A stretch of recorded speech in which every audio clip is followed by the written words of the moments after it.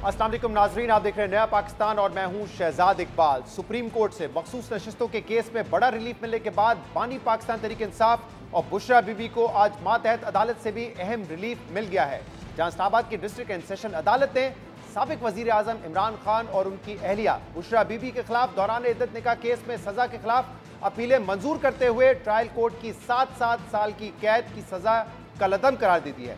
इसके बाद इमरान खान और उनकी अहलिया की इस आखिरी केस में भी बरियत हो गई है, मगर इस बरियत के बावजूद इमरान खान और बुशरा बीबी मजीद गिरफ्तार ही रहेंगे, क्योंकि आज नैब ने तोशाखाना रेफरेंस में इमरान खान और बुशरा बीबी की गिरफ्तारी डाल दी है।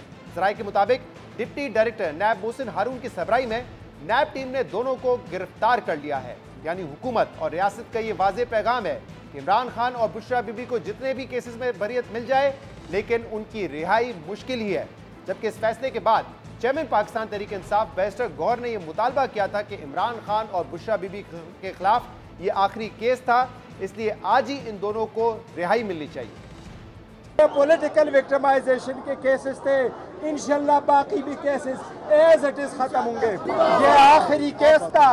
बीबी के बाकी केसेस में बेलें हो चुकी हैं। बुशरा बीबी को फौरन रिहा होगी। इसके नतीजे में खान साहब के खिलाफ 2 केसेस थे, एक अलकादर, उसमें खान साहब की बेल है, दूसरा ये वाला केस। इंशाल्लाह आज खान साहब की रिहाई होगी। पाकिस्तान तहरीक इंसाफ आज ही इमरान खान और बुशरा बीबी की रिहाई चाहती थी, मगर वफाकी हुकूमत ने पहले ही वाज़ेह कर दिया था कि अगर किसी केस में इमरान खान की रिहाई होती है तो हुकूमत के पास उन्हें गिरफ्तार रखने के लिए दीगर केसेस तैयार हैं। देखिए राना सनाउल्लाह ने कुछ रोज़ पहले इस बारे में क्या कहा था। मुनाफिकत से या गलत बयानी से काम लेने की ज़रूरत नहीं है, क्योंकि इमरान खान जो है उसका बुनियादी तौर पे उसका बयानिया, उसका सियासी एजेंडा ये है कि मुल्क को डिस्टेबल किया जाए, मुल्क में अफरा तफरी और फितना जो है वो उसको फैलाया जाए। इसलिए हुकूमत की बिल्कुल ये कोशिश होगी कि इसे जो है वो जितनी देर भी जो है वो पाबंद रखा जा सके इसे रखे। कानूनी ज़राए से जो भी केसेस बनते हैं वो ज़रूर बनेंगे। राना सनाउल्लाह कह रहे थे कि अगर किसी केस में इमरान खान को रिलीफ मिलता भी है तो हुकूमत मजीद केसेस बनाकर उनको ज़्यादा से ज़्यादा अरसा जेल में रखने की कोशिश करेगी। हम पहले इमरान खान और बुशरा बीबी की गिरफ्तारी के मामले पर बात करेंगे जियो न्यूज़ के नुमाइंदे शब्बीर डार से, और उसके बाद केस के फैसले पर तफसीली बात करेंगे। इस वक्त हमारे साथ मौजूद है जियो न्यूज़ के नुमाइंदे शब्बीर डार। शब्बीर डार, बहुत बहुत शुक्रिया ज्वाइन करने के लिए। आप अडियाला जेल के बाहर इस वक्त मौजूद है। अब से कुछ देर पहले ये इत्तलात आई कि दोनों को, इमरान खान और बुशरा बीबी दोनों को नैब ने गिरफ्तार कर लिया है, क्या तफसीलात है मजीद इसकी? जी शहजाद, अडियाला जेल से अहम खबर यह है कि जो बानी पीटीआई और बुशरा बीबी है उनको नैब ने जो दूसरा रेफरेंस तोशाखाना का दायर किया है उसमें दोनों की गिरफ्तारी डाल दी गई है। और जब आज इद्दत में निकाह का केस का फैसला सुनाया गया 3 बजे, उसके फौरी बाद अडियाला जेल के बाहर एमरजेंसी जैसी सूरत हाल पैदा हो गई और पहले नैब की एक टीम डिप्टी डायरेक्टर मोहसिन हारून की क़यादत में अडियाला जेल पहुंची और उसके करीबन 1 घंटे बाद नैब की दूसरी टीम नई मुला असिस्टेंट डायरेक्टर नैब की क़यादत में यहाँ पर पहुँची। करीबन वो 2 घंटे अडियाला जेल में मौजूद रहे और अब जेल ज़राए ने इस बात की तस्दीक की है कि जो दोनों मुल्ज़िमान हैं, जो नैब ने नया रेफरेंस दायर किया है तोशाखाना का, उसमें दोनों जो मुल्ज़िमान की है गिरफ्तारी डाल दी गई है। अडियाला जेल के बाहर इस वक्त पुलिस की भारी नफरी मौजूद है। पीटीआई के कारकुनान भी यहाँ पर मौजूद है, नारेबाजी कर रहे हैं। साथ साथ जो अपोजिशन लीडर है उमर अयूब और उनके साथ आज़म खान सवाती और दीगर रहनुमा अडियाला जेल के बाहर पहुँचे हैं। और उमर अयूब से हमारी बात हुई, उनका कहना था कि अभी हमें ऑफिशियली तौर पर नहीं बताया गया कि बानी पीटीआई और बुशरा बीबी की गिरफ्तारी डाली गई है। जब हमें ऑफिशियली ये बात बताई जाएगी तो उसके बाद हम यहाँ से रवाना होंगे। बहुत बहुत शुक्रिया शब्बीर डार। हमें इमरान खान और बुशरा बीबी की गिरफ्तारी की तफसीलात बता रहे थे और अब ये वाज़ेह है कि इमरान खान और बुशरा बीबी की रिहाई मुश्किल नजर आ रही है, लेकिन आज इनकी बरियत का जो फैसला आया है उससे सिर्फ इमरान खान और बुशरा बीबी को रिलीफ नहीं मिला बल्कि इस फैसले की अहमियत इससे कहीं ज़्यादा है। अहम बात यह कि इद्दत के दौरान निकाह का ये केस और जज अफजल मजोका की अदालत का आज का फैसला पाकिस्तान में रहने वाली हर खातून के मुस्तकबिल का केस था, क्योंकि इस केस का ताल्लुक सिर्फ इमरान खान या बुशरा बीबी की सज़ा या कैद से नहीं था, बल्कि ये केस बराह रास्त ख़वातीन की बका और तकद्दुस का केस था। ये हर उस खातून का केस था जिससे पहले ही माशरे में तलाक या दूसरी शादी पर दोहरे रवैयों का सामना करना पड़ता है, क्योंकि हमारे माशरे में खवातीन की दूसरी शादी या तलाक पहले ही एक टैबू है और अगर ये फैसला ना आता तो खवातीन के लिए मामलात मजीद शर्मनाक हो जाते और उन्हें हमेशा ये खतरा लाहक रहता कि कहीं उनके साबिक शौहर भी कई साल बाद उन पर कोई मुकदमा ना करते हैं और फिर अदालतें खातून की गवाही मानने के बजाय उसके साबिक शौहर के दावे को ही खातून की गवाही पर अहमियत दे दें। अहम बात यह भी है कि जहां ये केस इखलाकी तौर पर शर्मनाक और बेहुदा केस था, जिसमें बुशरा बीबी के साबिक शौहर खावर मानिका का किरदार इंतहाई शर्मनाक रहा, वहीं ये केस कानूनी तौर पर बेबुनियाद भी था, जो आज के फैसले से वाजे हो गया है। एडिशनल सेशन जज अफजल मजूका ने 28 सफ़ात पर मुश्तमिल अपने तहरीरी फैसले में लिखा है कि इस केस में शिकायत कुनिंदा ने खुद ये एतराफ़ किया कि इमरान खान और बुशरा बीबी ने इद्दत ख़त्म होने के बाद दूसरा निकाह किया, जिसकी वजह से ये एक जायज़ शादी थी। और इसी तरह सुन्नी कानून भी ये कहता है कि दौरान इद्दत निकाह से शादी बेकायदा हो सकती है, मगर इसे बातिल नहीं कहा जा सकता। और जिस वक्त शादी में पाई जाने वाली एक गलती को दुरुस्त किया जाता है, उसी वक्त वो शादी जायज़ करार दी जाती है, जबकि इद्दत के दौरान निकाह करने पर शौहर को ज़िना बिल रज़ा का कसूरवार भी नहीं ठहराया जा सकता। इसके अलावा फैसले में ताज़ीरात पाकिस्तान की सेक्शन 496 को लेकर यह भी लिखा गया है कि अदालत ये समझती है कि इमरान खान और बुशरा बीबी की शादी में फ्रॉड का कोई मामला नहीं और ना ही इस शादी में बदनीयती का कोई मामला है, क्योंकि दोनों में से कोई भी फरीक ऐसा दावा नहीं करता। जबकि शिकायत कुनिंदा का यह केस था कि इमरान खान और बुशरा बीबी ने 1 जनवरी 2018 को पहला और फरवरी 2018 को दूसरा निकाह किया। अगर ये मौक़िफ़ तस्लीम भी किया जाए तब भी ये नहीं कहा जा सकता कि ये एक फ्रॉड या बदयांती पर मबनी शादी थी। फैसले में खावर मानिका की जानिब से उन्हें रुजू के हक से महरूम रखने को भी मुस्तरद किया गया है और ये लिखा है कि जिरा के दौरान खावर मानिका ने खुद तस्लीम किया कि निकाह की खबर उन्हें दूसरे रोज़ ही मिल चुकी थी। इसलिए यह हैरानकुन है कि खावर मानिका को शिकायत दाखिल करने का ख्याल 6 साल बाद आया, जब रुजू का वक्त भी खत्म हो चुका था।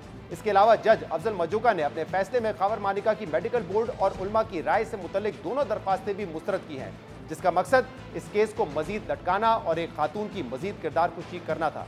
यानी अदालत ने खावर मानिका के हर दावे और बेहुदा हथकंडों को मुस्तरद किया है और अपने फैसले में लिखा है कि अगर इमरान खान और बुशरा बीबी किसी और मुकदमे में गिरफ्तार नहीं तो उन्हें फौरी रिहा किया जाए। मगर इस फैसले में इमरान खान और बुशरा बीबी की बरियत के बावजूद दोनों मजीद गिरफ्तार रहेंगे, क्योंकि नैब ने दोनों को आज ही गिरफ्तार कर लिया है।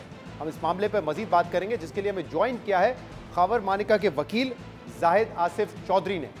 जाहिद साहब, बहुत बहुत शुक्रिया ज्वाइन करने के लिए। आज एडिशनल सेशन जज अफजल मजूका साहब ने जो इद्दत केस का फैसला है वो सुना दिया है। जो सजाएं थी बुशरा बीबी और इमरान खान की वो कलअदम करार दे दी है और ये कहा है कि जो आप लोगों का केस था कि ये फ्रॉड की शादी है, ये बदयांती पर मबनी शादी है, उसको मुस्तरद करते हुए इस निकाह को जायज़ करार दे दिया है। शहजाद भाई, पहले तो आपका बहुत शुक्रिया कि आपने मुझे इजहार ख्याल के लिए मौका दिया और बिल्कुल ये फ़ैसला आज एडिशनल सेशन जज साहब की कोर्ट से आया है और उसके अंदर जो हैं कुछ लीगल फ्लॉज हैं और कंप्लेनेंट के पास हक हासिल है कि वो इस ऑर्डर को हाई कोर्ट में चैलेंज करे। देखिए, जो एडिशनल सेशन जज साहब हैं उन्होंने 2-3 ग्राउंड्स या 4 ग्राउंड्स के ऊपर इसे सेट असाइड किया है।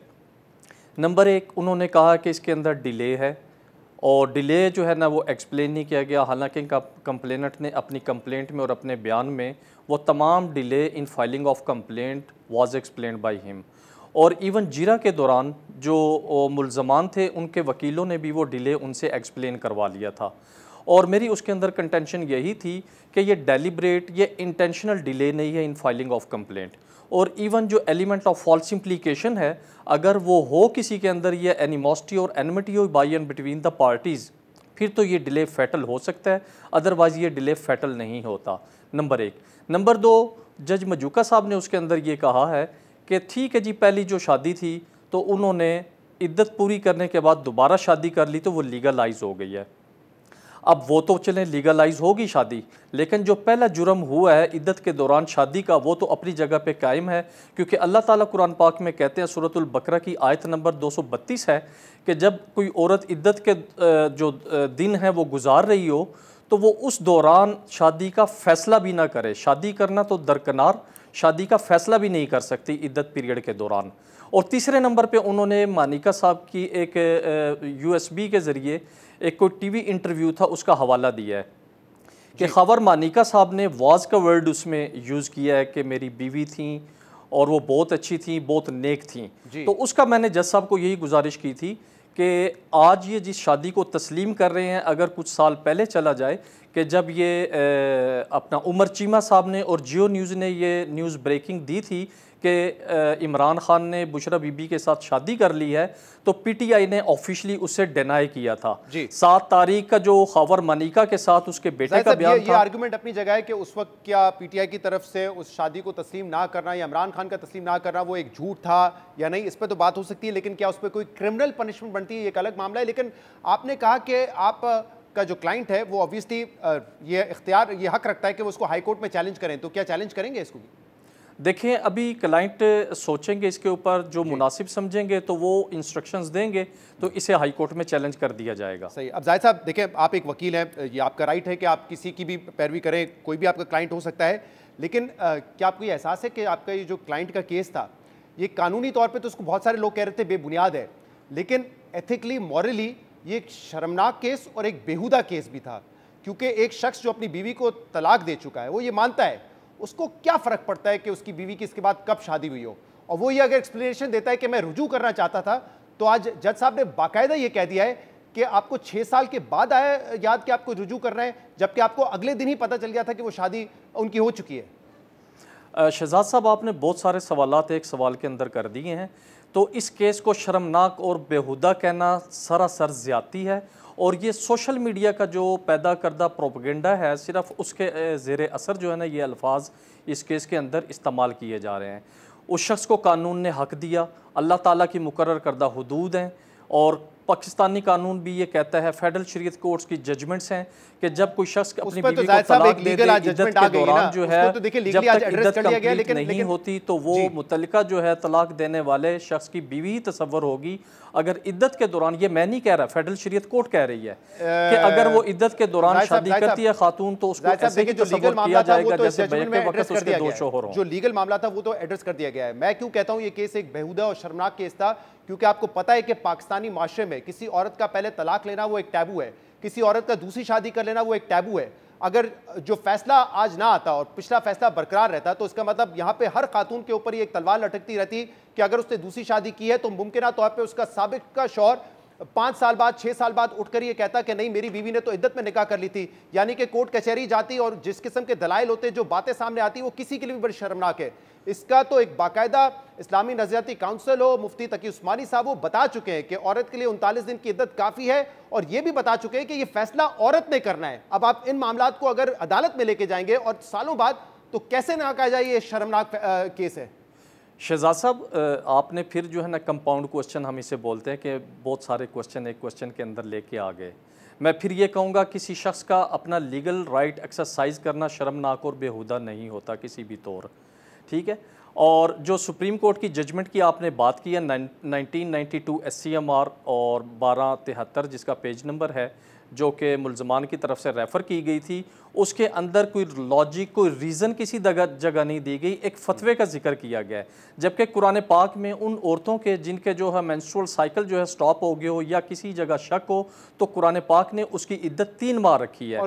लिहाजा किसी मुफ्ती का फतवा जो है या किसी जज का ये फ़ैसला कि 39 दिन वो कुरानी आयात को, अल्लाह ताला के अहकामात को तब्दील नहीं कर सकता। नंबर 1, जहाँ पे ये 3 जजेस की सुप्रीम कोर्ट की जजमेंट है, तो वहीं पे 5 जजेस की सुप्रीम कोर्ट की ये भी जजमेंट्स हैं कि इद्दत पीरियड जो है वो 90 डेज़ है। नंबर 1। नंबर 2, जो आपने कहा कि हर औरत ये नहीं कर सकती, नहीं, इद्दत पूरी करने के बाद हर औरत का हक है कि वो दूसरी शादी कर ले। जो इद्दत के दौरान शादी खातून करेगी उसके ऊपर केस होगा, अदरवाइज इद्दत पूरी करने के बाद जो औरत दूसरी शादी करेगी उसके ऊपर कोई क्रिमिनल केस नहीं बनता। साहब, हम एक इस्लामी जमहूरिया पाकिस्तान है, हमारे यहाँ बहुत सारे लॉज जो है वो इस्लाम के मुताबिक बनाए गए हैं, फैमिली लॉज भी उससे ही उसके मुताबिक ही बनाए गए हैं। तो ये फैसला तो किसी जज साहब ने करना है ना। ये आपका ख्याल हो सकता है कि उसकी तशरीह नहीं की गई, लेकिन जो हमारे कवानीन है, जो क्या सुन्नत और कानून की रोशनी में बनाए गए हैं, उसका फैसला तो फिर जज साहब ने करना है ना, और फैसला उन्होंने कर दिया है। शहजाद साहब, मैं उसी की तरफ कह रहा हूँ कि फैमिली लॉ का जो सेक्शन 7 है वो इद्दत पीरियड की मुद्दत 3 माह कहता है, 90 डेज़ यानी कि फैमिली लॉ हमारा कानून कह रहा है, जिसकी बात आपने की है। जी, और लेकिन उसी के ऊपर सुप्रीम कोर्ट की और इस्लामाबाद हाई कोर्ट की जजमेंट्स भी है कि इद्दत का जो पीरियड है आपका वो केस 90 फैमिली लॉ डेज के है। तहत नहीं था, आपने कहा था क्रिमिनल केस है, 496 का केस है। फैमिली लॉ के तहत अगर कोई सजा होती तो उसकी 7 साल सजा नहीं होती फिर इसमें। देखें, मैंने तो ये बात की है कि सेक्शन 494 जो ये कहता है कि marriage during the subsistence of first marriage, एक शादी के होते हुए दूसरी शादी करना। अब फेडरल शरीयत कोर्ट की जजमेंट का जिसका मैंने हवाला दिया है कि जब तक इद्दत मुकम्मल नहीं होगी तो मुतल्लिका तलाक देने वाले शख्स की बीवी ही तसव्वुर होगी, और अगर वो इद्दत के दौरान शादी करती है तो ऐसे ही समझा जाएगा कि उसके एक वक्त में 2 खावंद है। उस हवाले से मैंने कहा कि सेक्शन 494 ये मैंने नहीं डाला पीपीसी में, ये गोरे के दौर का सेक्शन है। उस वक्त जो है ये लेजिस्लेटर ने पीपीसी में ये सेक्शन डाला था, और ये उस वक्त भी जुर्म था और आज भी जुर्म है। एक तो देखिए वर्बल तलाक जो है वो अप्रैल 2017 में हो चुकी, फिर जो इस है पे जज अफजल मजूका साहब की ऑब्जर्वेशन आ चुकी है कि जो मुल्जमान पार्टी है वो ओरल तलाक को साबित नहीं कर सकी। हाँ, और नहीं कर सकी, लेकिन वो भी तो ये कह रहे थे ना कि वो चाहते, जिस पे कल रिमार्क्स भी दिए गए कि आप हनीफी स्कूल ऑफ थॉट्स हैं और वहां पे 1 दफा 3 दफा तलाक दी जाए तो रुजू का हक नहीं होता। लेकिन मेरा सवाल आपसे ये है, उस पे मैंने इस्लामिक जो है ना पॉइंट ऑफ व्यू अहादीस की रोशनी में मैंने अदालत में रेफर कर दिया था। मुझे ये बताएं जाहिद साहब, 2017 के आखिर में उन्होंने जब डिवोर्स दे दी तो हमने तो इस दौरान 5-6 साल में बड़ी मर्तबा सुना कोई सियासी किस्म का बयान आ गया या कोई ट्रांसफर पोस्टिंग के मानिका साहब के बयान आ गए, उनसे मुंसलिक खबर आ गई। ये 5-6 साल में रुजू करने का तो कहीं उन्होंने जिक्र ही नहीं किया कभी। ये सडनली उनकी गिरफ्तारी होती है, रिहाई होती है, उसके बाद उनको ख्याल आता है कि नहीं इद्दत में निकाह हो गया था मेरी वाइफ का और मैं तो रुजू करना चाहता था। ये बात उससे पहले कब कही उन्होंने? अपने बच्चों से कही, अपनी वाइफ से कही, किससे कही है उन्होंने? देखिए, मेरे क्लाइंट का कहना यह है कि जब 1 जनवरी 2018 की जियो न्यूज़ ने ख़बर ब्रेक की थी तो उसके बाद जब पीटीआई की तरफ से डिनायल आ गया तो वो इस इंप्रेशन में रहे कि इन्होंने शादी नहीं की। 18 फरवरी 2018 को जब इन लोगों ने अपनी शादी अनाउंस की तो मेरे क्लाइंट के मुताबिक उन्होंने ये समझा कि इद्दत पूरी करने के बाद उन्होंने शादी की है। मेरे क्लाइंट के बकौल वो कहते हैं कि जब मोहम्मद हनीफ ने कंप्लेंट फाइल की तो मुझे उससे अंदाज़ा हुआ कि नहीं, ये शादी इद्दत मुकम्मल करने के बाद नहीं बल्कि दौरान इद्दत ये शादी की गई। जाहिद साहब यहीं पर रुक जाइएगा, कब उन्होंने कंप्लेंट फाइल की?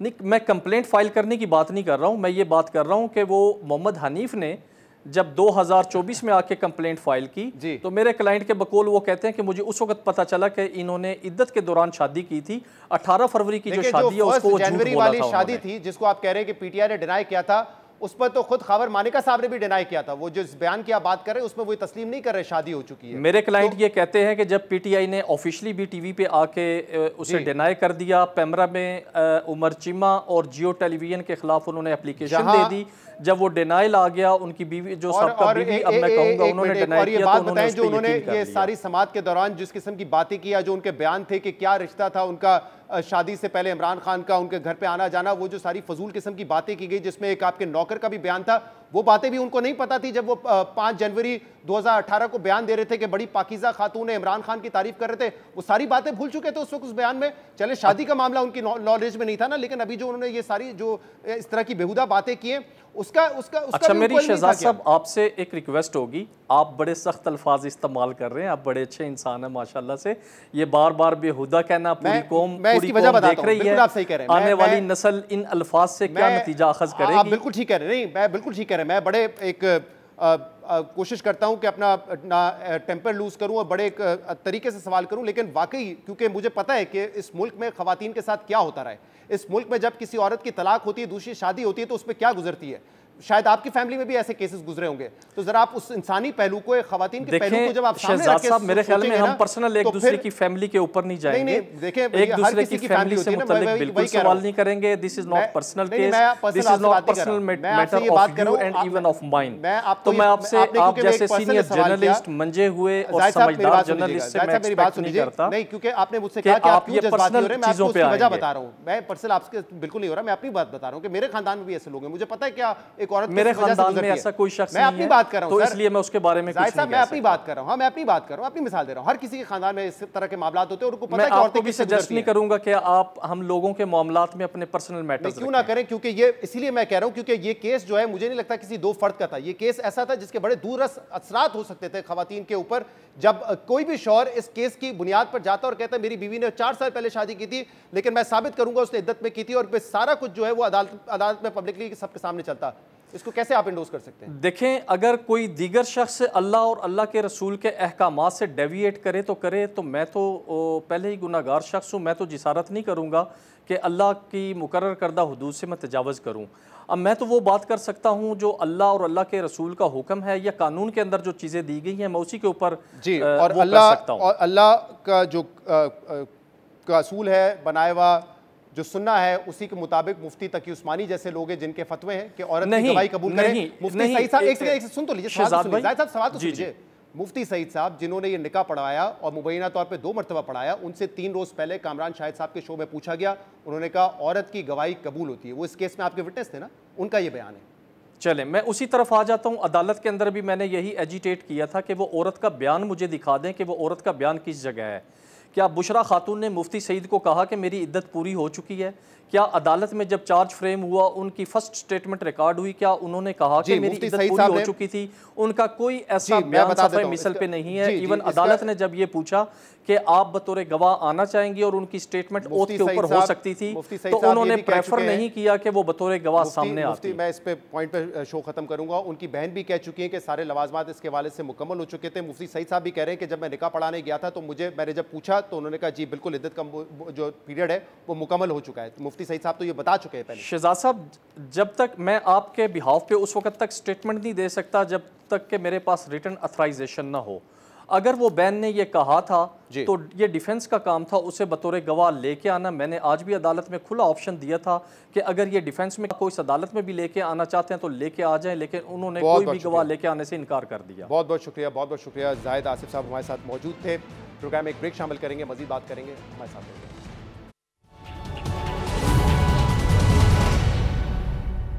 Welcome back. पाकिस्तान और आईएमएफ के दरमियान 24वें आईएमएफ प्रोग्राम के लिए स्टाफ लेवल मुआहदा तय पा गया है, जिसके तहत पाकिस्तान को अगले 37 माह के दौरान $7 अरब मिलेंगे। आईएमएफ की जानिब से जारी बयान के मुताबिक 2023 के स्टैंड बाय प्रोग्राम के नतीजे में आने वाले माशी इस्तेकाम को जारी रखने के लिए पाकिस्तान और आईएमएफ हुकाम के दरमियान 3 साला स्टाफ लेवल मुआहदे तय पा गया है, जिसका मकसद मैक्रो इकनॉमिक स्टेबिलिटी को मजीद पुख्ता करना है। अहम बात यह है कि एक्सटेंडेड फंड फैसिलिटी के तहत वज़ीर आज़म शहबाज शरीफ की नई हुकूमत का यह पहला आईएमएफ प्रोग्राम है, जबकि वज़ीर आज़म शहबाज शरीफ मुसलसल इस उम्मीद का इजहार कर रहे हैं कि यह आखिरी आईएमएफ प्रोग्राम होगा और अगर पाकिस्तान ने कर्जों से निजात हासिल करनी है तो मौजूदा आईएमएफ प्रोग्राम को आखिरी आईएमएफ प्रोग्राम तस्वुर करना होगा। आईएमएफ का इस प्रोग्राम को आखिरी प्रोग्राम हमने तस्वुर करना है और यकीनी बनाना है।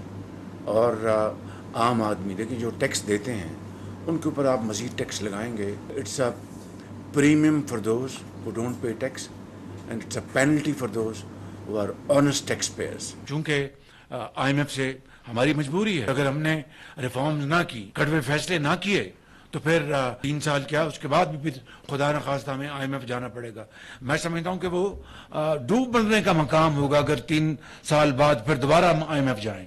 उसके लिए आज हम उसकी तैयारी करें। आज मैं आपसे ये वादा कर रहा हूं कि इंशाअल्लाह अगर हम सख्ती से अपने प्रोग्राम के ऊपर अमल पैरा हुए, ये जो प्रोग्राम हम लेने जा रहे हैं पाकिस्तान की तारीख में आखिरी आईएमएफ का प्रोग्राम होगा। पाकिस्तानी मईशत को 24वीं बार आईएमएफ से ऑक्सीजन सपोर्ट मिल गई है, जबकि इस मुआहदे के लिए भी पाकिस्तान को कई अहम यकीन दहानियां कराना पड़ी हैं। आईएमएफ के एलामिये के मुताबिक पाकिस्तान और आईएमएफ के दरमियान इस बात पर इत्तेफाक राय हुआ है कि 18वीं तरमीम की रोशनी में सूबे और वफाक एक नेशनल फाइनेंस पैक्ट पर दस्तखत करेंगे, जिसके तहत तालीम, सेहत और समाजी बहबूद के शोबों में अखराजात सूबों की जिम्मेदारी होगी।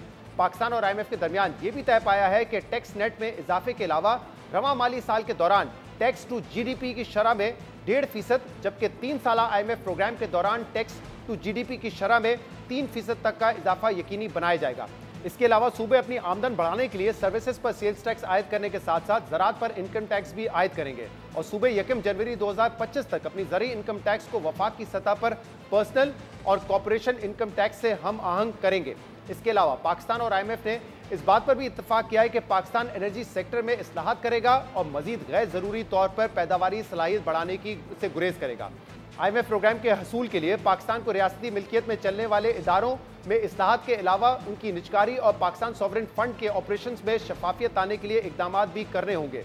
इसके अलावा अहम बात यह है कि मुल्क में गैर मुल्की सरमायाकारी लाने के लिए सारा दारोमदार इस वक्त SIFC पर है, मगर हुकूमत ने IMF से इस बात पर भी मुआहदा किया है कि SIFC की किसी मंसूबे में भी टैक्स छूट नहीं दी जाएगी, ना ही गारंटीड मुनाफा दिया जाएगा, जिसके बाद अब देखना होगा कि इस मुआहदे का SIFC के एजेंडे पर क्या असरात होते हैं। इस समेत हम दीगर मामलों पर बात करेंगे, जिसके लिए हमें ज्वाइन किया है state minister for finance Ali Parvez Malik साहब ने। अली साहब, बहुत बहुत शुक्रिया वक्त देने के लिए। वैसे तो फाइनेंस मिनिस्टर ने कहा था कि इस महीने के आखिर तक जो है वो IMF के साथ स्टाफ लेवल मुआहदा होगा, लेकिन ये खुशाइन बात है कि ऑलरेडी IMF से स्टाफ लेवल मुआहदा हो चुका है। तो वो क्या क्या हर्डल्स थे जिसको 2 दिन में ही दूर कर लिया गया? देखें, सबसे पहले तो शहजाद मैं आपका शुक्रिया अदा कर दूं, आपने अपने प्रोग्राम में याद किया। यकीनन एक बड़ा दिन है, क्योंकि जो पाकिस्तान की मईशत की सूरत हाल थी उसके अंदर जो आज इस्तेहकाम आपको जड़ पकड़ता हुआ नज़र आ रहा था, अगर ये IMF प्रोग्राम किसी तरह से जेपरडाइज होता तो शायद हम उसी किस्म के टर्मोइल के अंदर दोबारा चले जाते जो हमने साल 1.5 साल पहले देखा कि आपके पास महंगाई आसमान से बात कर रही होती, आपकी अशिया के अंदर बेपना आउटेजेस आनी शुरू हो गई होती, सप्लाई डिसरप्शंस आ गई होती हैं, आपके शोर्स के ऊपर हज़ारों कंटेनर खड़े होते और आपके पास इतने डॉलर्स मौजूद ना होते कि आप उनको रिटायर कर सकते। तो यकीनन जो आपने आज डेवलपमेंट हुई है ये अच्छी डेवलपमेंट है और इससे पाकिस्तान की आवाम को इसके समरात महंगाई के ऊपर काबू की शक्ल के अंदर और बाकी की जो इस्लाहात अब आगे इनरोल होंगी उसकी शक्ल में नज़र आना शुरू हो जाएंगे। देखें, जो IMF की जो रिक्वायरमेंट है, सबसे पहले तो हमें ये समझने की ज़रूरत है कि अगले 3-4 साल के अंदर तकरीबन $100 बिलियन की आपको फाइनेंसिंग या रीफाइनेंसिंग करवाने की ज़रूरत है। और IMF का हमारी कैपिटल मार्केट्स के अंदर एक करीदी किरदार है, जिसके अंदर वो जो आपके पैसों से ज़्यादा उनका वो जो सर्टिफिकेट है विच टेल्स द वर्ल्ड के जी आप इस्लाहात के रास्ते पे चल रहे हैं, वो दरकार होता है कि आप इस सारी की सारी चीज़ को फाइनेंस करवा लें। तो आज माशाल्लाह शहबाज शरीफ साहब की क़यादत के अंदर जो बहुत से उन्होंने रियासत को इस्तेहकाम देने के लिए मुश्किल फ़ैसले किए, आज उनका समर मिलता हुआ आपको नज़र आ रहा है। एक बात जो बार बार हर प्रोग्राम से पहले की जाती है कि ये पाकिस्तान की तारीख का आखिरी IMF प्रोग्राम होगा। शहबाज शरीफ साहब पहले भी कह चुके हैं, आज भी उन्होंने ये अज़म दोहराया कि लास्ट प्रोग्राम होगा। अब इसके लिए ज़रूरी है कि जो भी प्लान दिया गया है प्रायर एक्शंस के अलावा जो भी स्ट्रक्चरल चेंजेस है वो हम करें, लेकिन फिर भी इसकी क्या गारंटी है कि ये आखिरी प्रोग्राम होगा? क्योंकि ये इस वक्त है कि अगर हमें कर्जा मिलता है तो हम उसको सेलिब्रेट करते हैं, होना ये चाहिए इन्वेस्टमेंट आ रही हो, एक्सपोर्ट बढ़ रहे हो, उसको हम सेलिब्रेट करें। सो डू यू थिंक ये लास्ट प्रोग्राम होगा या फिर हमें अगले प्रोग्राम में अगला फाइनेंस मिनिस्टर कहेगा कि अब ये लास्ट प्रोग्राम है? देखें, मेरे कह देने से के बजाय आपको ये देखना चाहिए कि क्या वो इस्लाहात ये हुकूमत करने की कोशिश कर रही है जिससे आपकी प्रोडक्टिव कैपेसिटी, जिससे आपकी यील्ड्स, आपकी प्रोडक्टिविटी बेहतर होने जा रही है कि नहीं जा रही है। और आपको मैं छोटी छोटी चीज़ें उनकी तरफ निशानदही कर देता हूँ, उससे आपको ख़ुद पता चल जाएगा कि क्या एफर्ट इस डायरेक्शन में हो रही है या ये हमारी पहले के हुक्मरानों की तरह सिर्फ ख्वाहिश है। देखें, आज सबसे बड़ा जो आज रिफॉर्म का एजेंडा आज शहबाज शरीफ साहब आगे लेके चल रहे हैं, उसकी सिंबलिज्म आप इस चीज़ से अंदाज़ा लगा सकते हैं कि आज वो ख़ुद FBR के दफ्तर के अंदर आए हैं और उन्होंने इस प्रोसेस को जो ट्रांसफॉर्मेशन का है वो ओन किया है, क्योंकि FBR का एक सेंट्रल रोल है इन दिस ट्रांसफॉर्मेशन। क्योंकि आपके जो एक बुनियादी मसला इस मुल्क की मईशत के अंदर है वो ये है कि आपका fiscal house is not in order. तो आपने अगर अपनी रेवेन्यूज़ को तब्दील बढ़ाना है और फेयर करना है, मैं आपसे फेयर भी कह रहा हूँ, क्योंकि अगर आपने इनडायरेक्ट टैक्सेशन और चीज़ों की कीमतों के ऊपर टैक्सेशन लगा के अपने पैसे सैलरीड क्लास पे मजीद बोझ डालकर, मैंने तो आपने तो नहीं कहा, मैंने खुद ओन कर रहा हूँ, फेयर बनाना है तो आपको इस्लाहात लानी है ताकि आप मरात याफ्ता जो हमारे लोग हैं, जिनको साहिब हैसियत लोग हैं, उनको आप टैक्सेशन की फोल्ड के अंदर ला सकें। तो इस एफर्ट के लिए शहबाज शरीफ साहब की पर्सनल रिक्वेस्ट के ऊपर bill and Melinda Gates foundation ने $4 मिलियन की ग्रांट दी है और उस पैसे को इस्तेमाल करते हुए मैकिन्जी जो दुनिया का सबसे बड़ा कंसल्टेंट है, वो पिछले 2 महीने से FBR के अंदर मोबिलाइज्ड है और एंड टू एंड डिजिटाइजेशन को आगे लेके चल रहा है। और आज अगर आप उस प्रेजेंटेशन जो शहबाज शरीफ साहब को दी गई, अगर आप उसके बारे में आप लोगों से अगर इतलात अपनी हासिल करें तो आपको ये जान के खुशी होगी कि वहाँ पे हमने तकरीबन 5 मिलियन नए टैक्स के जो आप जिनको फाइलर बना सकते हैं उनको पिन पॉइंट किया। हम उनको कैरेट एंड स्टिक पॉलिसी के ज़रिए पहले तो मोटिवेट कर रहे हैं कि देखो नॉन फाइलर के टैक्सेस इतने प्यूनिटिव हो गए हैं कि तुम अच्छे अंदाज के अंदर खुद ब खुद ही फाइलर बन के जो जायज़ हिस्सा है अपना इस मीशत के अंदर कंट्रीब्यूट करो। और अगर नहीं करोगे तो ये वो टूल्स हैं जिसके ज़रिए हम आपकी आमदनी को कंप्यूट करेंगे, एल्गोरिदम्स के ज़रिए आपके लिए डिमांड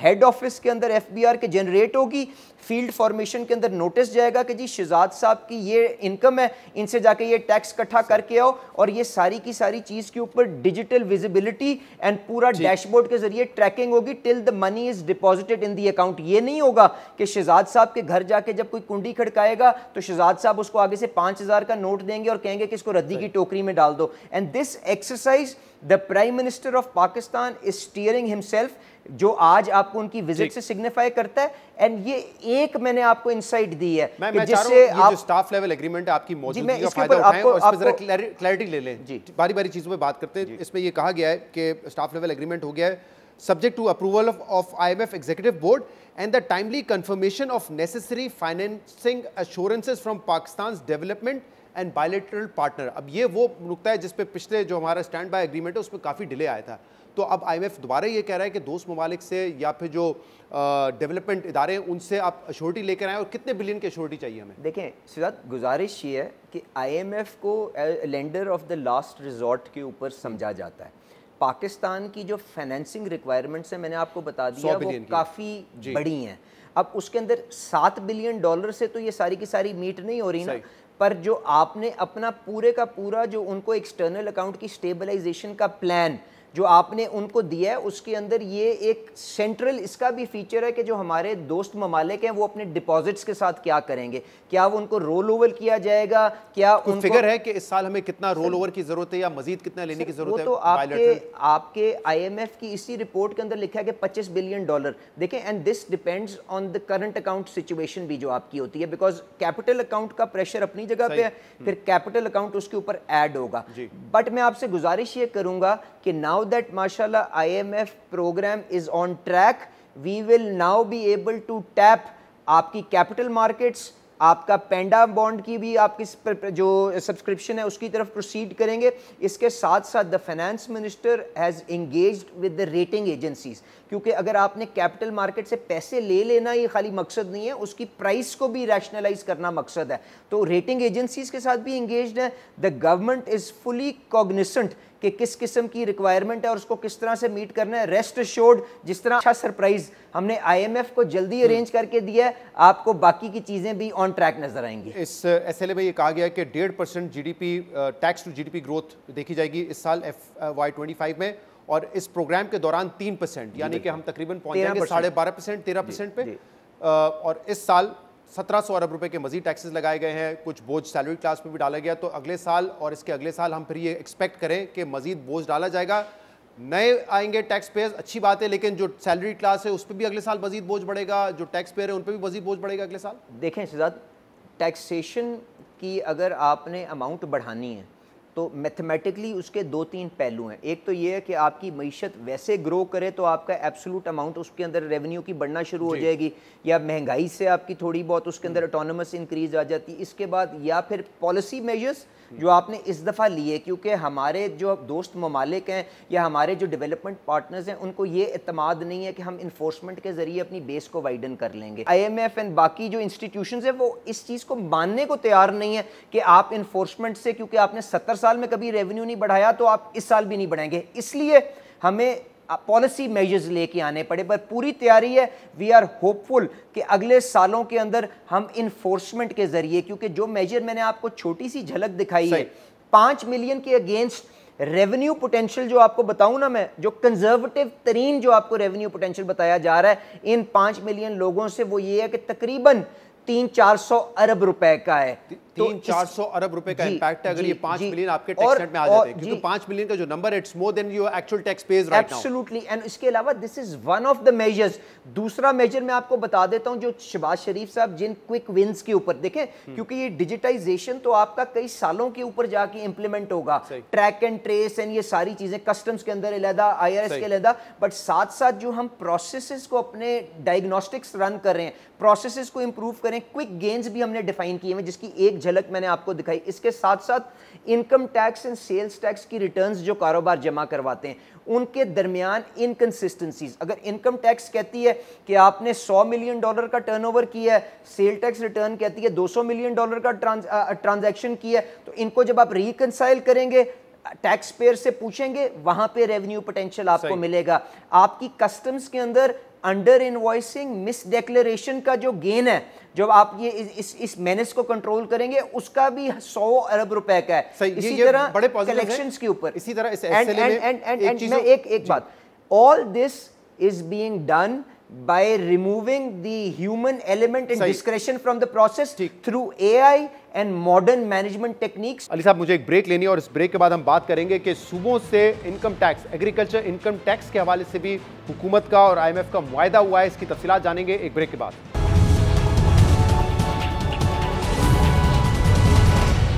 वेलकम बैक। हमारे साथ प्रोग्राम में मौजूद है Ali Parvez Malik, state minister for finance. SLA सामने आया, उसमें हमारे पास ये है कि सूबों से एक तो सेल्स टैक्स ऑन सबसे बात की गई, दूसरा एग्रीकल्चर इनकम टैक्स पे सूबे मान गए हैं। IMF से कोऑर्डिनेशन भी हमने देखा 3 रोज पहले। आसिफ अली जरदारी साहब, सदर पाकिस्तान, उन्होंने भी कहा कि सूबों को ये टैक्स देना पड़ेगा। ऑल्दो उन्होंने ये कहा है कि जैसे एक बिजनेसमैन अपने एक्सपेंसेस कम कर दिखाकर अपने प्रॉफिट पे वो देता है, तो यहाँ पे भी प्रॉफिट पर ही होगा। लेकिन इसका पोटेंशियल कितना है? एक तो 1 जनवरी से एसएलए में लिखा हुआ है कि प्रोविंशियल इनकम टैक्स शुरू हो जाएगा ऑन एग्रीकल्चर।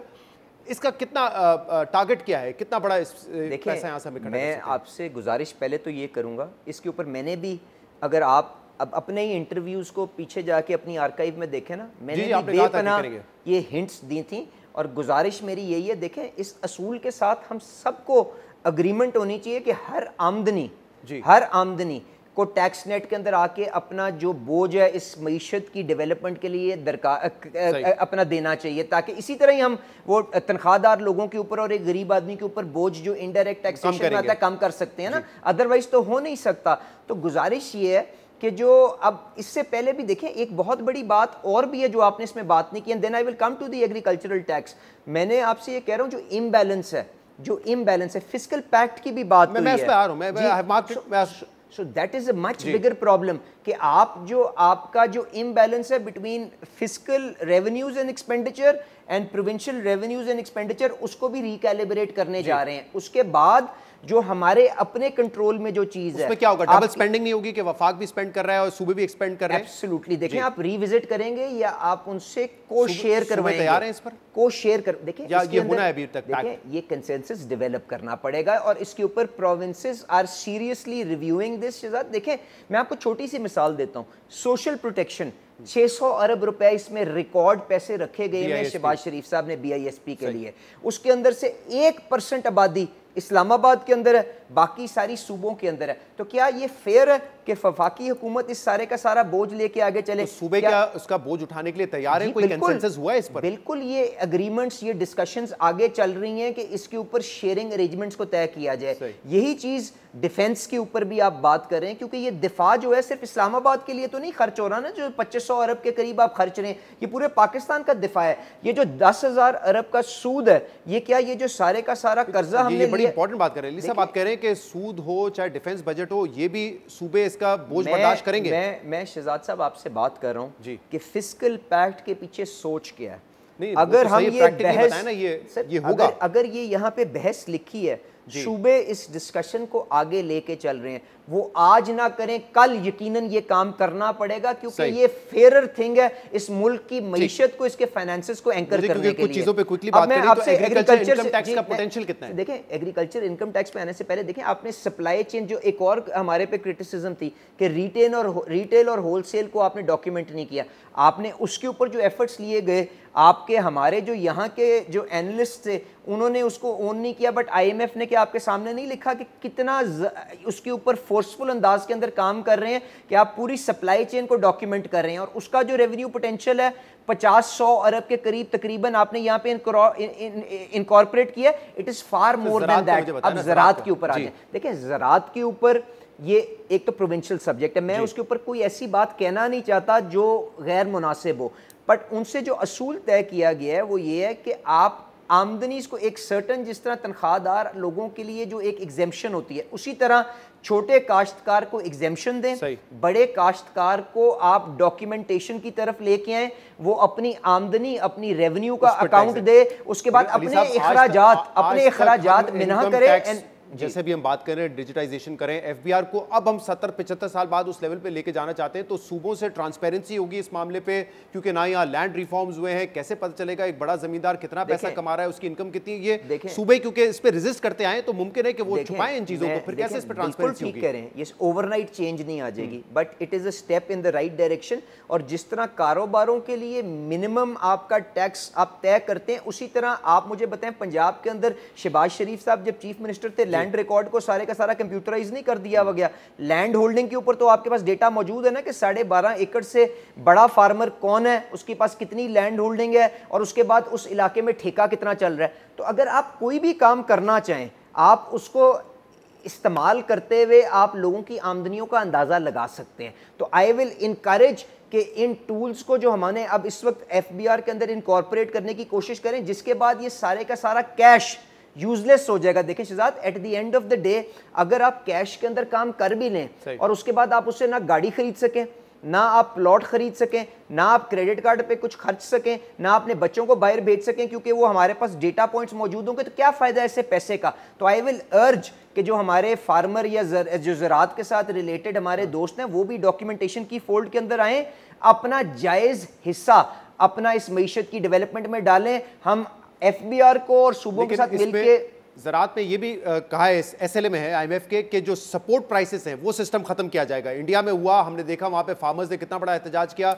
अब यहाँ पे जो 2 मेन आइटम्स हैं आपके एग्रीकल्चर में, वीट, शुगर केन, इस पे सपोर्ट प्राइस है, तो ये खत्म करने जा रही है हुकूमत। देखें, गुजारिश ये है कि आपके पास आईएमएफ की रिलीज आपके सामने है, जी जी, पहले तो आप इस चीज़ को डिफ्रेंशिएट करें कि support prices and farmer well being ये दोनों एक चीज़ नहीं है। ये हुकूमत ख़ास तौर पे शहबाज शरीफ साहब वो वज़ीर आज़म हैं जिन्होंने अनथक तगोदो की कि हम अपने फर्टिलाइज़र्स के ऊपर कोई एडिशनल टैक्सेशन का बोझ ना आने दें ताकि हमारे फार्मर्स का इनपुट रीजनेबल रहे। ये वो वज़ीर आज़म है जिसने पेस्टिसाइड्स के ऊपर कोई एडिशनल लेवी नहीं लगने दी।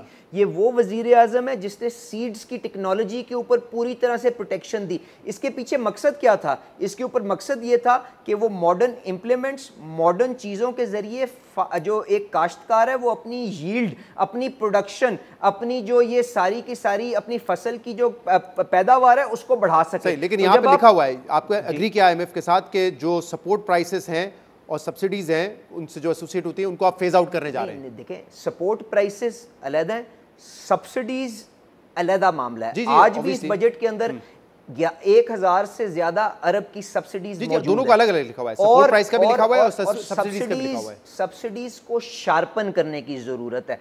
उसके लिए आपके पास बेपनाह इंस्ट्रूमेंट्स मौजूद है किसान कार्ड की शक्ल के अंदर, जिसके अंदर डायरेक्टली वो पैसा कमज़ोर लोगों तक पहुंचाया जा सकता है। तो आपने अपने गवर्नेंस के निज़ाम को इम्प्रूव करना है। और आप अगर सपोर्ट प्राइसेस के पीछे लगे रहेंगे और अपनी आप कीमतें दुनिया के अंदर इतनी महंगी कर देंगे और दुनिया के अंदर अशिया सस्ती मिलेंगी, तो मुझे बताएं उसके बाद जो डाउनस्ट्रीम एंड अपस्ट्रीम इंडस्ट्री है वो कैसे चलेगी? अगर कॉटन पाकिस्तान के अंदर 3 गुना महंगी हो और चाइना के अंदर सस्ती हो, तो हमारी जो आगे गारमेंट मैन्युफैक्चरर है वो किस तरह अपना माल बेचेगा? तो हमने काश्तकारों को प्रॉफिटेबल बनाना है, उनकी जो लागत है उसको कम करना है, उनकी यील्ड को बढ़ाना है। हमारे यहाँ के सपोर्ट प्राइस अगर शुगर केन पे है, लेकिन इवेंचुअली जो चीनी की कीमत होती है जब बाजार में जाती है उसकी सपोर्ट प्राइस नहीं, तो ये डिस्टॉर्शन दूर करने की जरूरत है।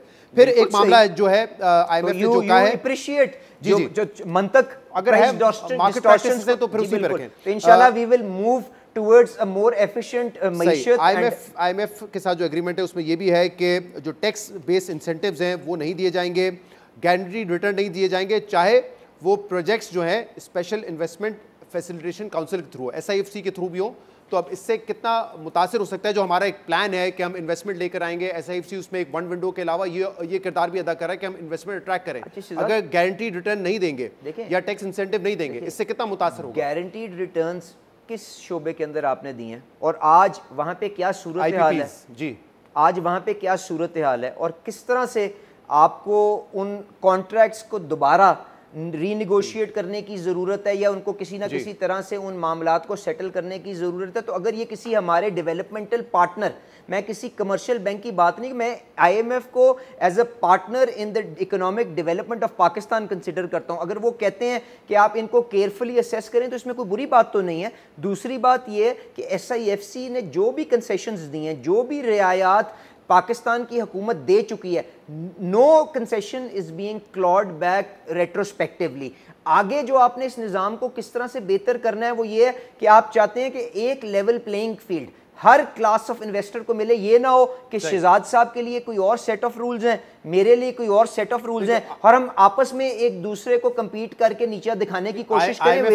IMF ने इस पे एग्रीमेंट किया चाइना को या कोई मिडिल ईस्टर्न कंट्रीज को मद्देनजर रखते हुए क्या है कि चाइना के साथ जो हमारे IPPs थे उस वजह से ये हुआ है। आप इतना वेल रिसर्च प्रोग्राम करते हैं, मेरा नहीं ख्याल कि there is any conspiracy theory इसके अंदर के किसी एक मुल्क को टारगेट किया जा रहा है। जो टारगेट करने जो IMF आपसे हमेशा ये कहता रहा है, ये तो ऑन रिकॉर्ड है ना कि आप बताएं कि IPPs के क्या एग्रीमेंट है जिस पे चाइना और हमारी मुझे बताएं अगर कोई बैंक मुझे कर्जा दे रहा है तो वो ये मेरे से नहीं पूछेगा कि तुम्हारी अगले 10 साल क्या ऑब्लिगेशंस हैं जी, पूछेगा ना। आप जब पैसा देते हैं तो आपको ये देखना है कि आगे आप वो क्या कर्जा वापस उतार भी सकते हैं कि नहीं उतार सकते, और आपकी अपनी वायबिलिटी। हमने एक और मुल्क से भी कर्जा लिया हुआ है जो कि इन चीजों को कॉन्फिडेंशियल रखना चाहता है, ये भी इशू है ना सर। देखिए कौन सा क्या आपको नहीं पता चाइना का क्या डिपॉजिट आपके पास पड़ा हुआ है जो रोल ओवर हो रहा है? क्या आपको नहीं पता कितने IPP के प्लांट्स लग चुके हुए हैं? क्या आपको नहीं पता कि आपने क्या कैपेसिटी पेमेंट्स देने हैं? आजकल की मैनेजमेंट के अंदर, आजकल की मईशत में एवरीथिंग इज ट्रांसपेरेंट,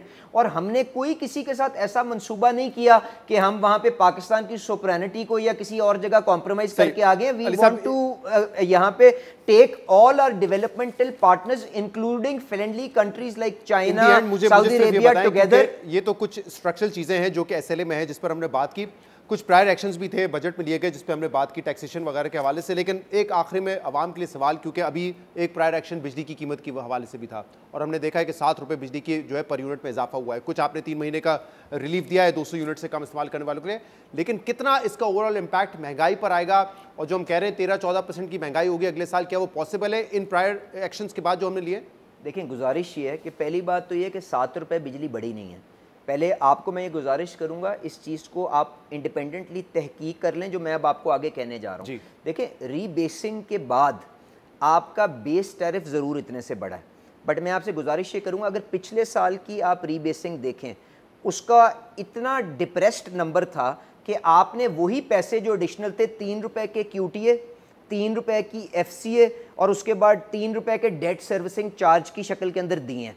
तो आज जब इस साल के अंदर आपका टैरिफ रीबेस एक्यूरेटली किया गया 300 रुपए के डॉलर के ऊपर, काइबोर का 20-22% के ऊपर, तो आपका बेस के अंदर पिछले साल के सारे सरचार्जेस इनकॉर्पोरेट हो गए जो आप पहले से पे कर रहे थे, एंड नाउ गोइंग फॉरवर्ड जो एस्टिमेट्स QTA के हैं वो ये है कि वो 1 रुपए के करीब आ जाएगा। एक आम आदमी के लिए बड़ा टेक्निकल हो जाता है, लेकिन चाहे आप इसको जिस तरीके से भी देखें, फैक्ट ऑफ द मैटर है कि 600 अरब रुपए मजीद आप सार्फिन से इकट्ठा करेंगे। अब वो कमर्शियल सार्फिन से भी लेंगे, डोमेस्टिक से भी लेंगे, तो वो इंपैक्ट तो आना है ना। मैं कतन ये नहीं कह रहा कि कीमत नहीं बढ़ेगी, मैं आपसे सिर्फ ये कह रहा हूँ 6 रुपए नहीं बढ़ेगी, क्योंकि बहुत से वो पैसे आप पहले ही सरचार्जेस की शक्ल में दे रहे थे जिसको बेस टैरिफ का हिस्सा बना दिया गया। That is all the point that I am making. अब जो हमारे कमजोर तरीन लोग हैं उनको हुकूमत किस तरह से तहफ़्फ़ुज़ दे रही है, I will now just tell you वो क्या मेजर है। 50 अरब लाइफ लाइन का नहीं, not only that sir, life line का कंज्यूमर और 100 यूनिट्स का जो लाइफ लाइन का कंज्यूमर है टैरिफ फ्रोजन है।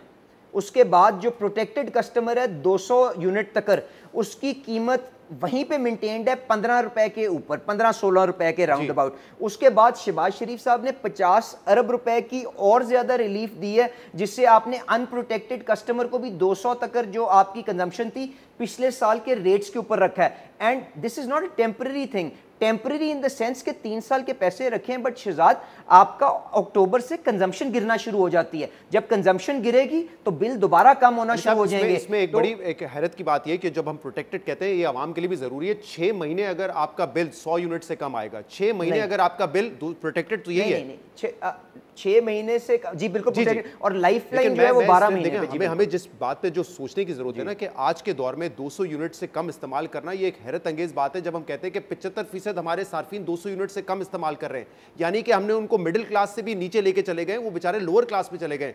अदरवाइज आपको पता है यहाँ पे अगर 4 पंखे 4 लाइटें भी जल रहे हो, फ्रिज चल रहा हो, तो 200 यूनिट से ज्यादा बन जाता है। ये लम्हा फिक्रिया होना चाहिए कि हम बड़े फखर से कहते हैं कि 75% अवाम को हमने प्रोटेक्टेड रखा हुआ है, लेकिन मसला ये बेचारे इतने गरीब हो चुके हैं। मैं तो आपसे बहस ही नहीं कर रहा हूँ, और मैं आपसे इस चीज़ पे भी इत्तेफाक कर रहा हूँ कि अगर इस मईशत के पोटेंशियल को हमने अनलीश करना है तो हमें अपने बिजली के शोबे के अंदर जो हमारी इनएफिशिएंसीज आ गई हैं, क्योंकि आज क्या वजह है कि हमारी बिजली इस खित्ते के अंदर सबसे महंगी तरीन है। आपका ईंधन तो आप पिछले पूरे फाइनेंशियल ईयर के अंदर देख लें 9 रुपए का आपने साड़ा है। वही मंसूबे हैं जो नूली करके गई थी, जिसपे आप कह रहे हैं कि आप गारंटी रिटर्न नहीं देने चाहिए। देखें मेरी आपसे गुजारिश ये है कि वो मंसूबे क्या एक ट्रांसपेरेंट प्रोसेस के जरिए सस्ती तरीन कीमत के ऊपर लगे कि नहीं लगे, आप इसका ऑडिट करवा लें।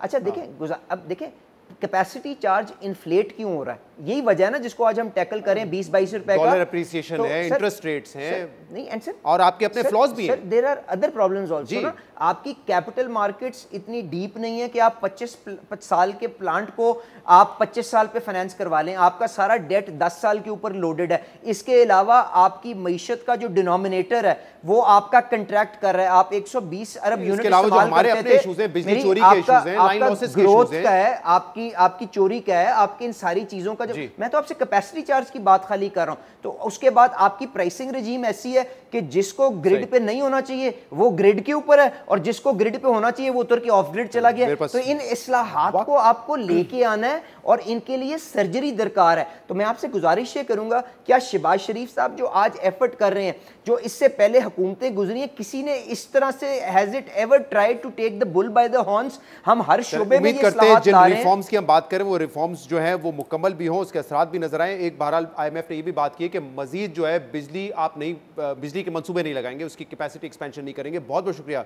अली साहब, आप हमारे साथ प्रोग्राम में मौजूद। नाज़रीन, अली परवेज़ मलिक साहब से गुफ्तगू आपने सुनी। आज के प्रोग्राम में इतना ही। शो से इजाज़त दीजिए, अल्लाह हाफ़िज़।